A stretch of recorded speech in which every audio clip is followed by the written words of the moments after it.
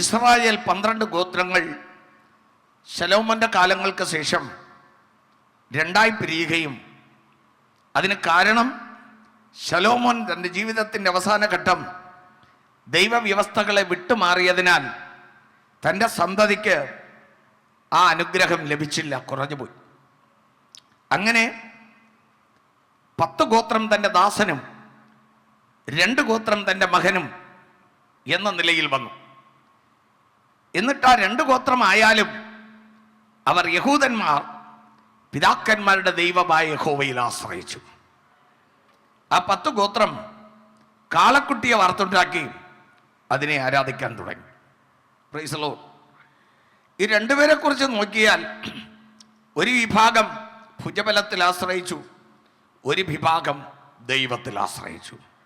ഭുജബലത്തിൽ ആശ്രയിച്ചവർ 8 ലക്ഷം പടയാളികൾ, ദൈവത്തിൽ ആശ്രയിച്ചവർ 4 ലക്ഷം പടയാളികൾ. ദൈവത്തിൽ ആശ്രയിച്ച 4 ലക്ഷം പടയാളികൾ ഭുജബലത്തിൽ ആശ്രയിച്ച 8 ലക്ഷം പടയാളികളെ പരാജയപ്പെടുത്തി.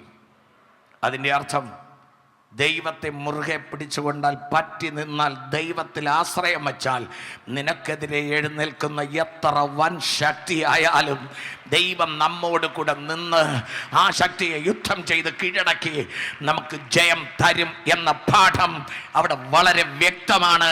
അതുകൊണ്ട് ദൈവമക്കൾ ദൈവത്തിൽ ആശ്രയം വയ്ക്കുവാൻ തയ്യാറാകുക.